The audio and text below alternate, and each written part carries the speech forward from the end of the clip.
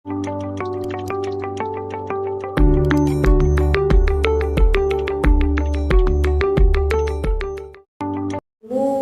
bersifat sosial.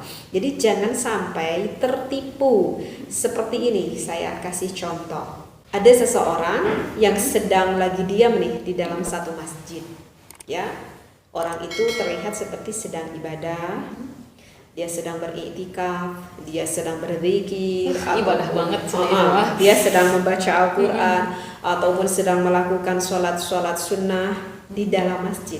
Mungkin kita yang melihat berpandangan bahwa dia adalah seorang yang ahli ibadah, yang sedang ibadah. Kemudian ada seseorang lagi yang sedang misalkan di pasar, yang sedang berjual beli, kan, yang namanya di pasar ya sedang berjual beli. Urusan duniawi gitu ya. Urusan duniawi. Nah, oleh kita mana yang lebih tampak terlihat ibadah? Itu pastinya yang sedang ibadah, yang di masjid, sedang sholat. Tetapi yang sedang berjualan tidak terlihat tampak seperti ibadah. Tetapi di dalam urusan hati kita tahu tidak. Itu mah urusan masing-masing. Nah, urusan langsung. Orang yang tinggal di masjid meskipun dia sedang sholat terlihat oleh kita sekalipun, tetapi hatinya ingat kepada dunia. Dan dia mencantelkan sholatnya itu semata-mata karena ingin dunia, bukan karena ingin keridhaan Allah, bukan dikarenakan ingin cintanya Allah. Dia ternyata sedang sholat, dia ternyata sedang berzikir, dia niatkan karena dia ingin kaya semata-mata, ingin berpoya-poya di dalam kekayaannya itu. Berarti hatinya itu cenderung ingat ke akhirat, ingat ke dunia. Terus kita lihat satu orang lagi yang sedang berjual beli di pasar. Seorang laki-laki yang berjual beli di pasar, itu kan terlihatnya seperti dunia, tetapi si bapak itu sedang berjual belinya. Pertama, dia niat di dalam hatinya untuk mencari nafkah, karena ini adalah suatu kewajiban menafkahi keluarganya. Yang dia jual pun itu adalah barang yang halal, misalkan menjual pakaian-pakaian yang muslimah misalkan. Kemudian sesudah dia mendapatkan hasil yang mana hakikatnya dari Allah, kemudian oleh laki-laki tersebut ditasarufkan kepada hal-hal yang bersifat akhirat. Ditasarufkan disalurkan untuk istrinya, untuk makannya, biaya pendidikan anak-anaknya, untuk sebagian sedekahnya kepada orang tuanya, kepada tetangganya, apapun itu yang ditasarufkan kepada hal yang diniatkan baik untuk akhirat. Jadi kita tertipu oleh bungkus orang tersebut.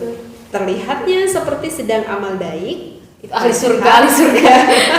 Terlihat lagi amal baik padahal niatnya dunia. Terlihat lagi amal dunia padahal niatnya adalah untuk akhirat. Mana yang masuk surga? Orang yang sedang berjualan. Dan ketika berjualan pun itu perlu ilmu, kan? Nah, oleh karena itu kita mempelajari ilmu-ilmu yang baru, sifatnya baru untuk menjurung di dalam suatu ibadah, maka itu akan menjadi ibadah. Terus teh, saya kan mau menikah gitu, minta tips-tipsnya dong teh. Cara teteh memahami keinginan suami itu gimana sih? Ini memang ya perlu kita memahami bagaimana sosok seorang suami, dan harus kita ingatkan dari awal dulu bahwa seorang suami itu adalah pemimpin di dalam rumah tangga, seorang imam di dalam rumah tangga, maka otomatis kita harus menghormati sekali suami kita. Bahkan mungkin para jamaah juga udah sering dengar bahwa kalau kita meninggal berada di dalam ridhonya suami kita, ketika kita meninggal suami itu ridho gitu kepada kita, maka insya Allah kita akan menjadi ahlul jannah, meskipun kita tidak banyak melakukan ibadah-ibadah yang bersifatnya sunnah. Ini diibaratkan lah seperti itu. Maka kalau yang teteh rasakan gitu ya, yang teteh rasakan di dalam rumah tangga, pertama kita itu harus memberi pengakuan terhadap suami kita. Itu penting banget, kita memberi pengakuan terhadap suami kita. Pengakuan seperti apa deh? Iya, suami kita itu sama manusia, seperti kita, punya hati, punya perasaan. Terkadang mungkin saja ada timbul rasa di dalam hati suami kita, ada rasa takut Takut dari hal apa? Dari hal apapun itu. Misalkan salah satu contoh di dalam berumah tangga. Ada mungkin rasa takut di dalam hati seorang suami, takut rumah tangganya tidak sesuai berjalan dengan ridhonya Allah misalkan, tidak berjalan mulus misalkan. Mungkin saja ada rasa takut hadir dalam hati suami, mungkin aja. Dan mungkin saja di dalam satu kondisi sehingga hati suami merasa rapuh misalkan gitu ya. Kan Nabi Muhammad SAW yang begitu banyak sekali tekanan-tekanan dari masyarakat, maka siapakah orang pertama yang dapat menenangkan hati Rasulullah? Itu kan adalah Siti Khadijah, Seorang istri ya. seorang istri yang sholihah yang selalu ada memberikan support, semangat kepada suaminya. Maka oleh karena itu ya selayaknya kita menjadi seorang istri yang selalu bisa memberikan pengakuan terhadap suami. Apa sih kalau kita memberikan pengakuan, kita bisa menghormati suami kita bisa selalu memberikan apresiasi. Ini yang penting, memberikan selalu apresiasi kepada suami kita, maka itu nanti dampaknya suami kita itu akan merasa aman dengan apa yang sedang mungkin ada suatu permasalahan di suatu pekerjaan atau di keluarga atau apapun itu. Ada kita yang selalu di belakang suami kita yang mendorong yang pertama ada kita, maka itu akan ada rasa aku tuh merasa aman. Ibaratkanlah seperti itu. Jadi hal kecil pun harus diapresiasi gitu ya. Hal kecil pun harus diapresiasi. Misalkan di dalam pekerjaannya kita kasih apresiasi. Misalkan suaminya di PHK kerja gitu ya, pasti bingung sekali gimana gitu ya, ini pasti bingung sekali. Maka setidaknya berikan dulu dong kita support sebagai gitu ya. Iya, tenang mas, ada Allah, gak apa-apa di PHK, nanti solusinya kita cari bareng-bareng. Siapa tahu di PHK ini adalah memang kehendak Allah yang terbaik. Karena esok hari Allah akan menyiapkan rezeki kita yang lebih besar daripada gitu ini ya. gitu. Itu kan suatu apresiasi. Setidaknya obrolan itu bisa sedikit menenangkan hati suami kita meskipun esok harinya bingung. Ya betul. Meskipun esok harinya bingung, tetapi setidaknya ucapan-ucapan apresiasi itu sangat dibutuhkan. Misalkan akhirnya suaminya yang tadinya karyawan yang cukup besar, sekarang misalkan berjualan apa ya? Misalkan berjualan sayur kayak misalkan gitu ya, yang didorong dengan roda tahun gamah. Aku mas tuh malu banget kok sekarang aku jadi jualan sayur gitu ya di roda apalagi dilihatin sama tetangga. Setidaknya kita memberikan lagi apresiasi. Tidak apa-apa mas, berjualan sayur pun ini hal yang diridhoi oleh Allah. Kita kan tidak tahu keberkahan itu datangnya dari mana. Siapa tahu mas kemarin menjadi karyawan tetapi Allah tidak memberikan keberkahan rezeki kita. Siapa tahu sekarang kita menjadi pedagang sayur tetapi rezeki kita semuanya di sini berkah. Jadi seorang istri itu menjadi support system nomor 1 gitu ya. Itu dan ya itu memang dan itu memang sulit, artinya ya bukan sulit memang tidak semua wanita tuh ya bisa selalu memberikan apresiasi, apalagi contoh seperti suaminya ya, apalagi contoh tadi suaminya yang udah di PHK. Gak tahu apa yang pertama diucapkan istri kita, apakah akan seperti ini? Pasti. Ya oleh karena itu jadi kita harus menjadi wanita yang cerdas, yang agak sedikit berpikir lah otak kita itu. Artinya ya kalau kita hadapi dengan itu maka itu akan menjadi rumah tangga akan semakin curam. Tetapi kalau wanita yang lebih sikap berbijaksana, yang selalu berpikir positif, itu akan menjadi pendorong yang begitu hebat bagi suami kita. Sama-sama melengkapi gitu ya teh. Ketika suami ke dalam keadaan terpuruk, jadi kita harus merangkul sebagai seorang istri gitu. Kurang lebih lah seperti itu. Terus ada lagi gak teh tips-tips selanjutnya? Banyak sih, banyak banget. Terus kita menjadi seorang istri, layaknya kita harus harus bersyukur terhadap nikmat yang Allah berikan. Salah satunya adalah Allah menjadikan suami kita menjadi jodoh kita, ya otomatis kita harus bersyukur dengan apa yang dimiliki seperangkat seperangkat yang ada di suami dari kita. ujung rambut sampai ujung kaki gitu ya. Dari ujung kaki ya sampai kepala itu ada seperangkat yang memang spesialis, maslahatnya adalah untuk kita belajar banyak bersyukur di sana.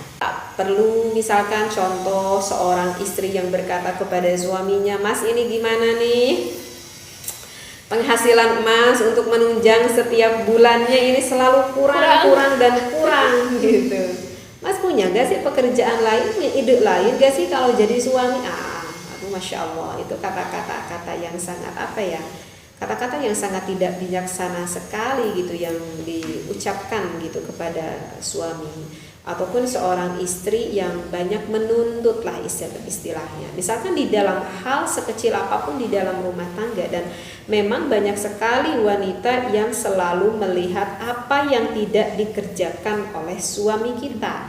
Memang banyak gitu wanita melihat kepada suami itu apa yang tidak dilakukan daripada melihat apa yang dilakukan suami, seperti itu.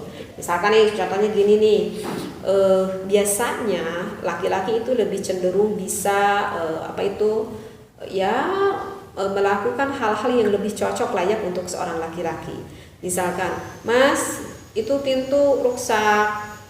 Mas, blender tuh rusak. Mas, sekarang itu lihat tuh gentengnya bocor."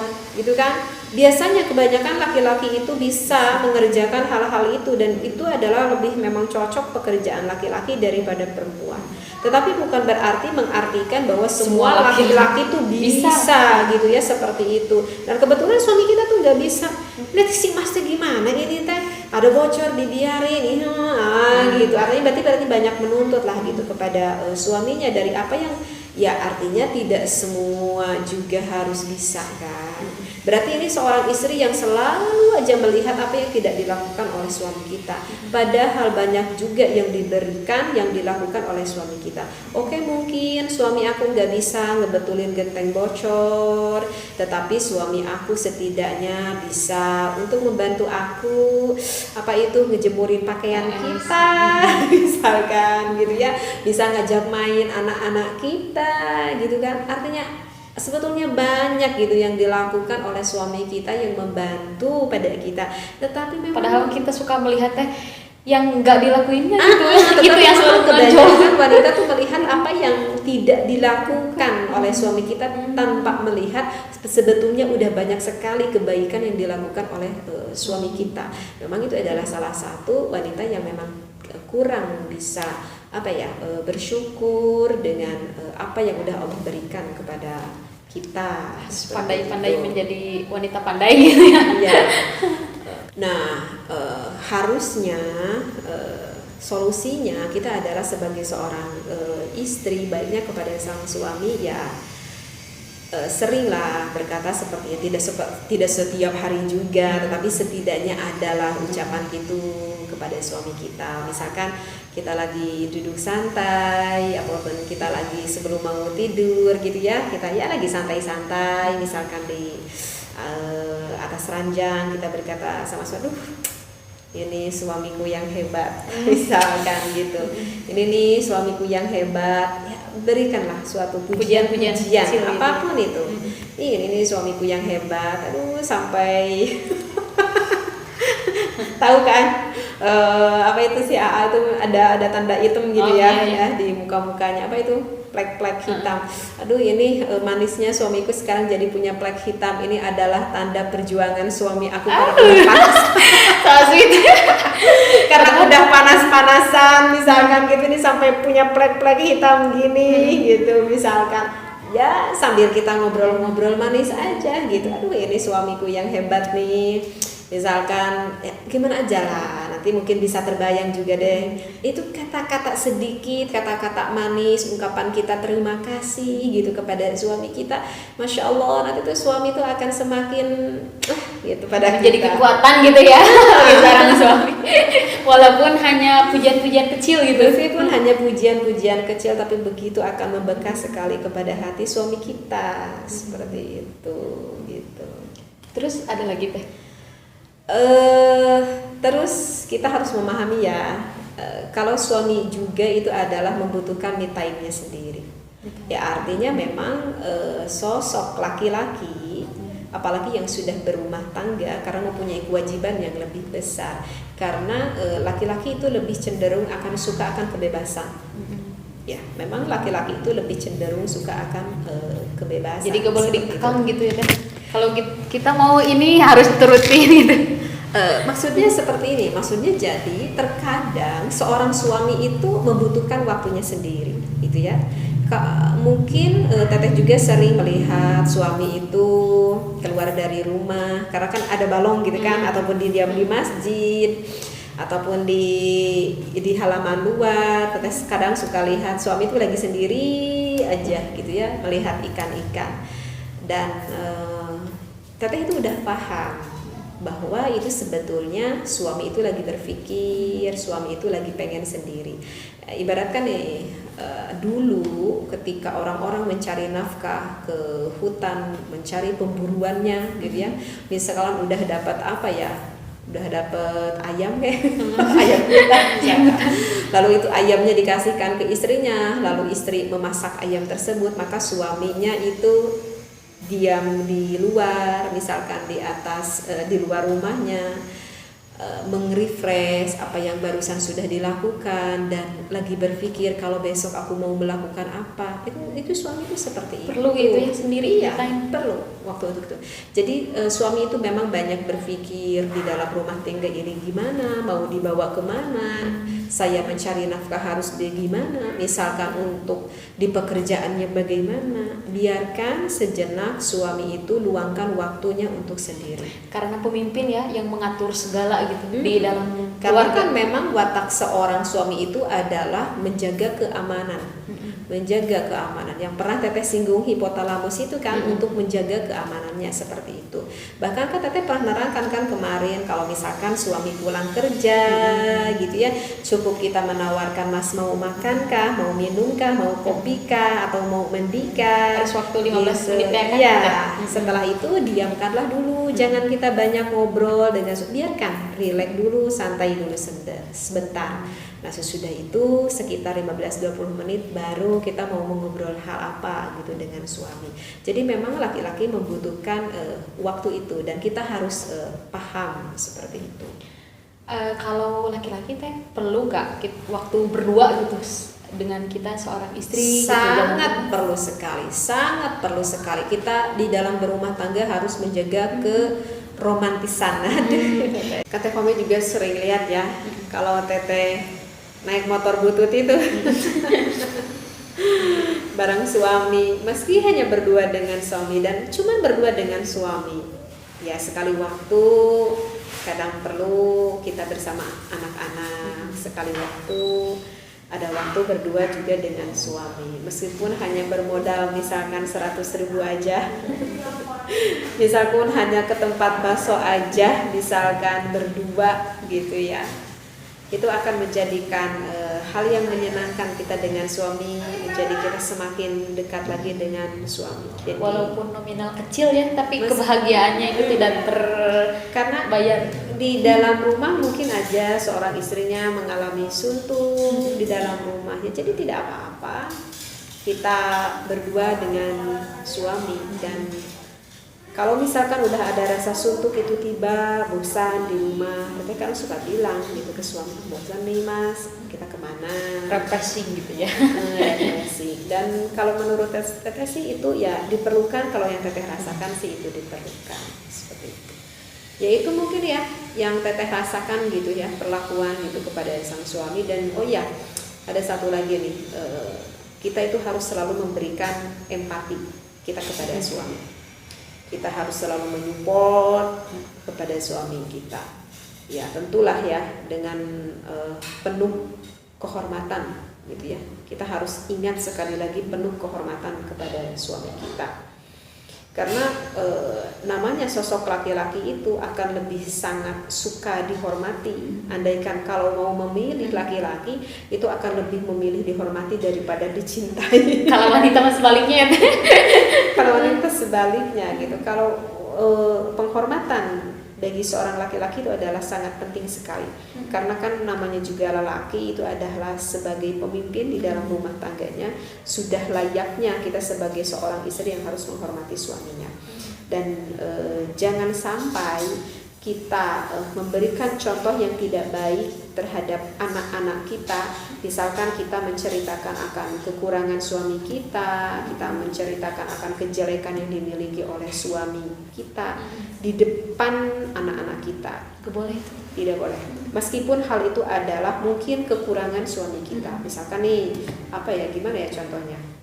Misalkan kita punya suami pemarah, misalkan kita punya suami pemarah.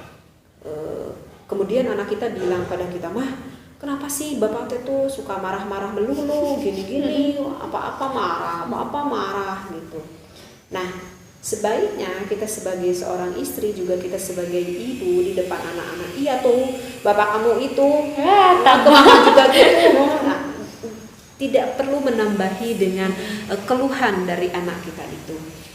Ya, kita bicara di depan anak kita dengan bijaksana. "Bapak tuh marah dikarenakan bapak tuh ada permasalahan di kantornya, sehingga bapak mungkin pusing, marah-marahnya ya di rumah misalkan. Jadi ada permasalahan." Mungkin kita berbicara seperti itu ke anak kita itu lebih bijaksana daripada kita menambahi akan karakteristik ataupun kejelekan ataupun kekurangan yang dimiliki oleh suami kita. Karena kalau kita terus membicarakan kekurangan suami kita ataupun kelemahan ataupun kejelekan suami kita di depan anak-anak kita, kemungkinan nanti anak kita itu tidak bisa menghormati ayahnya, hilang respect gitu ya. Iya, tidak ada rasa hormat kepada ayahnya, dan itu adalah salah istrinya, itu adalah salah dari ibunya, seperti itu. Ya, adapun kalau misalkan mau bercanda, ya dengan bercanda aja, itu jawabnya gitu.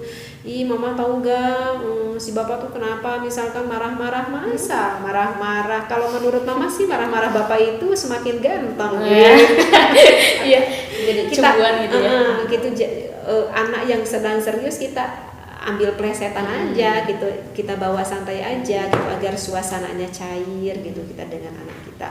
Dan memang itu hal yang harus diperhatikan sekali, karena tidak sedikit seorang istri yang tidak bisa menghormati suaminya. Bahkan Teteh tuh pernah dengar gitu ya, ada seorang istri yang berkata kepada suaminya dengan sebutan namanya.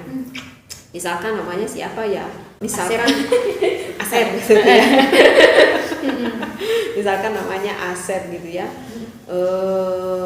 Istrinya bilang ke suaminya, "Sep, aduh, tolong dong itu baju jemuran, angkat, mau hujan." Aku kira itu bilang Asep tuh ke anaknya. Masya Allah, yang ternyata datang ke suaminya. Astagfirullahaladzim, kata saya. Biasanya nggak panggil gitu, langsung panggil nama ya. Iya, artinya terkadang ada seorang istri yang bilang ke suami itu dengan sebutan nama, dan itu sangat tidak sopan. Kalau menurut saya tidak sopan banget, itu tidak bisa menghormati suaminya. Dan aku kira Teteh itu yang datang itu adalah anaknya. Masya Allah, astagfirullahaladzim, ternyata itu adalah suaminya. Itu adalah salah satu contoh yang tidak baik juga. Jadi kalau kita nanti Teh Fahmi punya suami, ke suami itu jangan bilang namanya gitu. Mau apa? Panggilan khusus ya. Sebelum itu dulu. Mau dipanggilnya apa? Mau Beb, mau Yaya, mau Kakang, mau Mas, mau AA gitu. Dan sebaiknya suami pun gitu ke istrinya. Sebaiknya suaminya pun sama ke istrinya, itu ada kata panggilan yang memang istrinya tuh seneng kalau dipanggil itu. Padahal itu tuh sesuatu yang kecil gitu ya kan, hanya sebutan, jadi harus tetap dikompromikan harus gitu, dikompromikan, artinya saling menyukai akan landian itu. Dan Teh Fahmi juga tahu kan, kalau AA Teteh bilangnya apa? Teteh. Meskipun umur udah tua, memang itu kesayangan dari awal nikah, suami bilangnya ke saya Teteh. Kalau kata orang Sunda mah kayak ke kakak ya, Teteh itu kayak kakak. Tapi ya emang tetehnya senangnya dipanggil teteh sama suami, meskipun udah punya anak yang udah gede ya tetap aja sampai sekarang teteh. Jadi gitu deh mungkin ya Teh Fahmi ya. Yang untuk terakhirnya tadi empati, kita harus selalu memberikan empati pada suami. Tapi ingat ya, empati di sini bukan berarti kita membelas kasihan kepada suami, bukan arti membelas kasihan ya, sekali lagi kepada suami kita.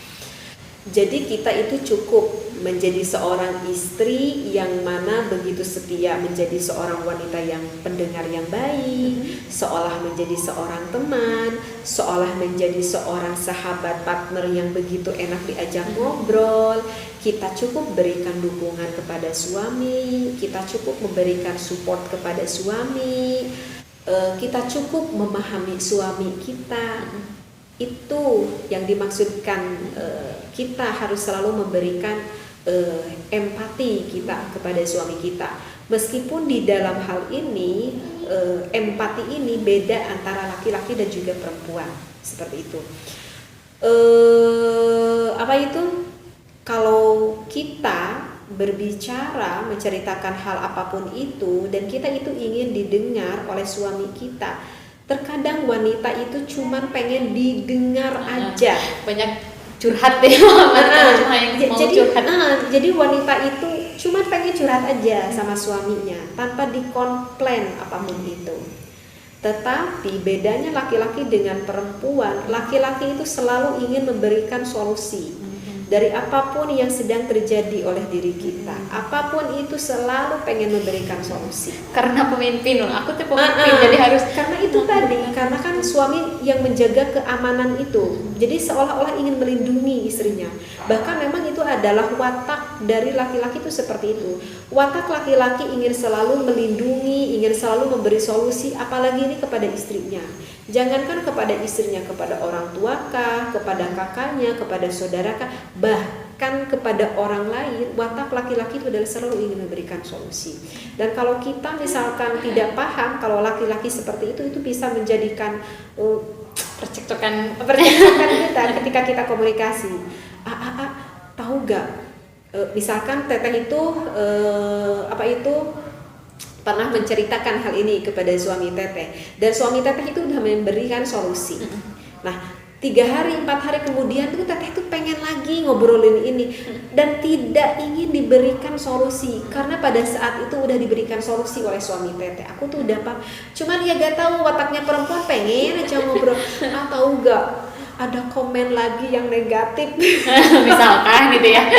Padahal itu cuma ungkapan rasa hati teteh gitu sebagai seorang perempuan pada suaminya. Mau gitu. didengarkan gitu ya. Cuma pengen didengarkan aja. Langsung gini. Hello, kok jadi serius gitu ya. Kok jadi serius? Tetapi teteh udah paham. Teteh paham bahwa memang wataknya laki-laki itu adalah selalu ingin memberikan solusi. Justru itu adalah ungkapan rasa tanggung jawab, rasa cinta kepada kita istrinya begitu besar. Dan karena teteh udah paham, Masya Allah ini suamiku begitu mencintai aku sekali, buat beberapa hati gitu ya. Seperti itu. Nah, jadi kita harus tahu perbedaan laki-laki dan juga perempuan. Dan ini adalah satu tips yang terakhir dari teteh. Karena memang watak laki-laki adalah seperti itu, maka kita sebagai seorang perempuan, apalagi yang sudah mempunyai suami, tidak boleh gampang curhat kepada laki-laki lain. Ini bahaya sekali. Apapun itu ya teh.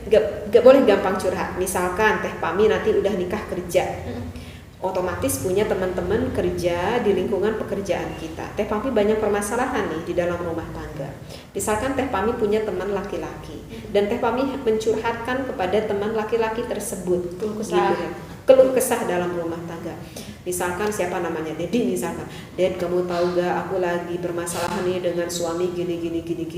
Oh gitu ya, didengarkan sama temannya. Gini dong solusinya. Pertama kali ngobrol tuh gak ada apa-apa karena kita berpikir bahwa itu adalah teman. Semakin kita terus bertemu dengan teman kita, semakin curhat teman kita terus memberikan solusi-solusi yang kita dipikir itu adalah baik. Setan datang pada kita sehingga hati Teh Fahmi berkata, Iya Allah, ini temanku perhatian sekali pada aku, tidak seperti suamiku. Merasa nyaman ya.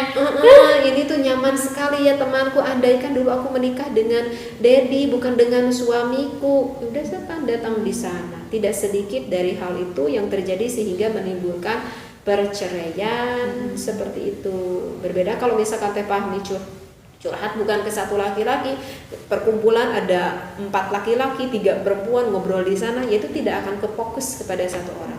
Tapi kalau udah membiasakan kita curhat pada satu teman laki-laki, udah setan datang di sana. Jadi kalau ada permasalahan gitu harus berdua aja diobrolkan gitu. Iya, kan permasalahannya dalam rumah tangga dengan siapa? Dengan suami kita. Kenapa harus kita berkata kepada orang lain selesaikan? Kecuali kalau memang permasalahannya itu yang tidak bisa diselesaikan oleh berdua. Artinya permasalahannya dengan suami, tetapi permasalahannya tidak bisa selesai dengan suami. Artinya membutuhkan orang ketiga, dan orang ketiganya pun ini harus orang yang adil. Artinya adil adalah orang yang tepat pada saat ini permasalahan apa yang sedang dialami. Itu yang dimaksudkan adil, sehingga yang bisa mengelerai, yang bisa menetralkan apa permasalahan yang sedang terjadi ini, itu baru boleh seperti itu. Ya gitu mungkin Teh Fahmi ya. Harus saling memahami ya satu sama lain intinya gitu. Insya Allah banyak banget ya ternyata ilmu yang terutama saya dapatkan gitu. Mudah-mudahan ini menjadi ilmu yang manfaat demi akhirat, khususnya untuk Teteh dan untuk kita semua ya. Terima kasih ya Teh untuk waktunya, dan juga terima kasih untuk Jamaah Al-Asran atas waktunya dan sudah menyimak. Saya Fahmi Nuriani dan Teteh Im pamit undur diri. Assalamualaikum warahmatullahi wabarakatuh. Waalaikumsalam warahmatullahi wabarakatuh.